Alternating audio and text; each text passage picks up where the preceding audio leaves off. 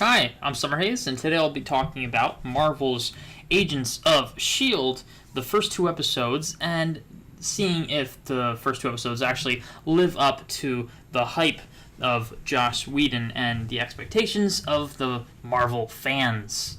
Let's get to it. So, let's just get this straight. Before I even watched the series, I have to say that I had no expectations going into this at all, even with the help of Joss Whedon, because I knew that his time wouldn't be really spent too much on this show in particular, even though his name's attached to it. That's not how the case for most shows. Look at Vince Gilligan, right? The creator of Breaking Bad. He's only directed, fun fact, 2 episodes, which is the first episode of Breaking Bad and the last episode of Breaking Bad. So, there you go.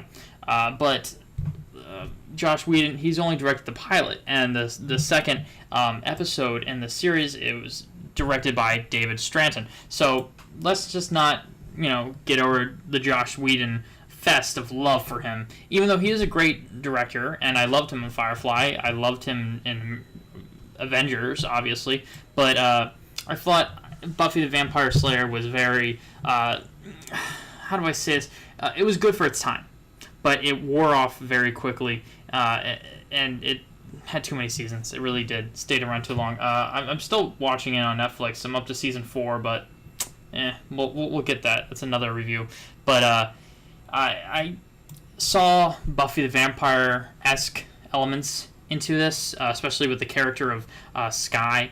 She basically had a cookie cutter personality of Buffy herself. So, and she came off very, let's say, odd to me, even though she was written to be sort of this Gizmo-esque know-it-all hacker person living in a van of all places. And yet she looked like she was a model superstar that walked out of a, beautiful hair salon. So, but we'll save that towards the end. I want to address the issues I have with this show in general. It's an average show. It really is. It's nothing special, nothing amazing, nothing new it brings to the table. I guess you could argue it brings in terms of budget effects. But even so, I've seen better shows cast better effects in their shows that, make sense. So I'll start off by examining what I like about the show and what I don't for the first episode. I liked the theme of it. I liked the sense of unity that echoes the Avengers movie that we saw. But it was missing the certain motive, the certain drive of why unify these people. Sure, they're banking on the fact that if people watch the Avengers movie a lot, and that's good and bad. Good for continuity issues, bad for if your audience hasn't seen it, but yet is watching it on ABC, which is a very family-oriented type of group to market your material to. And so it's a PG-13 movie marketing towards a TV show for, let's see, PG kids, I guess, on ABC Family. So they might not have seen Avengers. So you're banking on a lot here as your driving cause to make this group come together for that sole reason of them being invaded by aliens and Loki. So I wanted a different villain to be introduced into this episode or some cause. And we got parts of that with the, I forget their name, Rising Tide. But sort of terroristic-ish group that's bent on exposing secrets. And we only saw that through Skye, which is very weird because she ends up becoming Avenger of the Agents of S.H.I.E.L.D. as a consultant. But I don't understand that because, she's part of the terrorist group. It doesn't make sense. And the whole interrogation scene, but I'm going way too ahead of myself right now. Let's just examine the characters. So other than Skye, we have Agent Coulson, which is a pretty good actor, and also a fan favorite of the movies, of course. And they bring him back, too. But we don't know why they pull hold back a little information from us, so to give us that wonder as we progress through the season. So obviously he is, we don't know what happened to him. So I'm banking on either A, robot, B, clone, maybe, I don't know, but we'll see how that pulls out. Now we also have another agent which has been introduced, Ward, Warren. No, Ward, that was it. Which I actually thought he was the most believable character, but most people hate him, which is pretty interesting and laughable at the same time, because his stone cold personality and his very young physique. But when you're when you're one of the best agents of S.H.I.E.L.D., you're expected to be stone cold hard. I don't care about anyone else, kind of ish. But you're also supposed to be physically fit if you're going to be a combat-ready specialist and on your own. And he fits that critique, and I thought he was one of my favorite characters in this episode, particular, better than Coulson, because I thought, even though he was a good actor, the stuff that he would have done in that situation wasn't believable at all to me. And I thought that what Ward was doing was very believable. The interrogation scene, for instance, when they were pulling information and extracting it from S.H.I.E.L.D., that was very stupid of Coulson to inject truth serum, even to gain the trust of S.H.I.E.L.D., into your own man, into your own agent. That's, even though they made it funny, that's not good. That's betraying your trust as a leader. That's betraying your teammate, and you're exposing him to the enemy that could potentially hack any system and expose the secrets she just learned to her terrorist group she's working for at the time. And that was an unnecessary risk, and of course it was written into the show that she wouldn't take advantage of that. So but if she did, then that plan would have failed. But other than that problem, it's just a bamboozle of just plot holes like that keep on banging into my head. But there's quite a little bit more. I don't like the two, British/Irish character scientists that are supposed to be the comic relief and banter back and forth and make up each other's sentences and give me headaches every time I see them. Headaches. It's annoying. It's frustrating. I don't like it. Please make it stop. Oh, I'm sorry. I really am. Don't get me wrong. They're cool. They're good actors. I actually believe their performance. It's just that their dialogue scene with each other is just getting on my nerves. Even in the second episode it was. I know that they're supposed to be, guess the comic relief, but I don't know if they were supposed to be. Maybe they were just intended to be, maybe. I don't know. But they just need to find a niche for them. And it is only the first two episodes, so there's room for character development. Of course there is. But I don't know. I thought that bringing those two specialists in served as a distraction for a hand-picked team. And that's another whole reason why I'm unfamiliar with why Coulson would pick these people, was because they are very unprofessional, not combat ready at all. They bicker back and forth with each other. One of them isn't even agent of S.H.I.E.L.D., and she's automatically a consultant for level 7, which is the best S.H.I.E.L.D. agents. I mean, I can see if you're Tony Stark being clarified for that, because you're a genius, you're smart, you made a suit of armor, and you're not part of a terrorist organization. She is.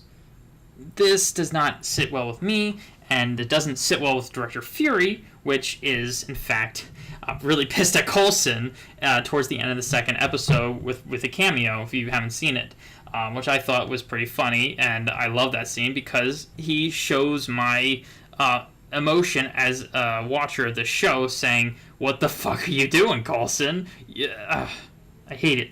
And, of course, we have our final team member of this show. I don't remember her original name, but I remember her nickname was the Cavalry, which was revealed to us in the second episode. She has room for an character development, but it seems very forced on us. She doesn't like to fight because she probably ended up killing her own teammates or something in the past time she was in combat, but apparently she was this really good specialist of kung fu and shit and could kill people really good, but now she's stopped and she's a loner and she does desk jobs and, you know, the stereotypical bullshit that, you know, was we seen in Rambo, that we seen in Wolverine, you know, that stuff. But she seems like a very qualified actor, and she reminds me of that woman from Nikita show. I don't watch it, but I don't know. She reminded me of the actress.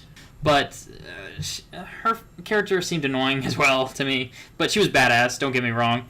Annoying in the fact that every time we had a scene with her, she was always brooding over the fact that she had to do this job for S.H.I.E.L.D. and for Coulson, and that she was just flying the plane, and that she didn't really want to do anything too much. And, of course, she's the pilot, but one of the most combat-ready specialists on the team.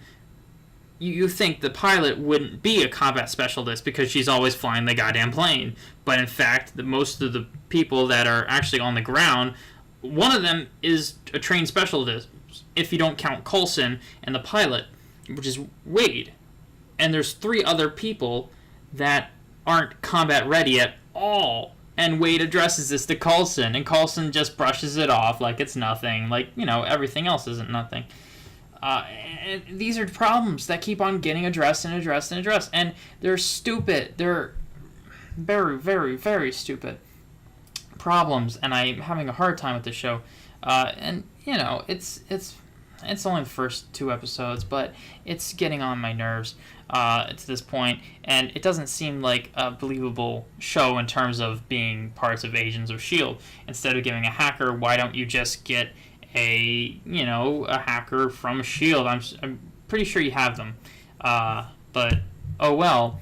So for the themes of the episode, I actually like the first episode in terms of theme wise with Peterson and how he is a hard worker, and how he was got superpowers, and I actually like that whole plot line. But when you don't see, he's not really the villain, and there really is no villain in this series, which is the troubling part. When you have Loki, you have a really strong villain, but here there's no one for the team to go against, to rise up against, and so that part is lacking in terms of, you know, motivation for the team, I guess, and instead of just fighting all this Tesseract alien crap, which is in the second episode.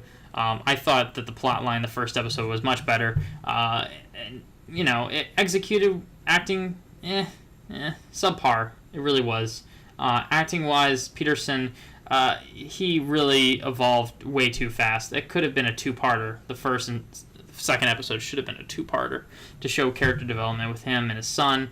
And, you know, I was very sad to see him not in the second episode, considering the fact that we had so much build-up to the conflict with him, at the end with the sniper rifle pointed at Peterson from Wade and Coulson trying to talk him down, and I thought that was awesome and that he would be part of the team, but did not see that at all.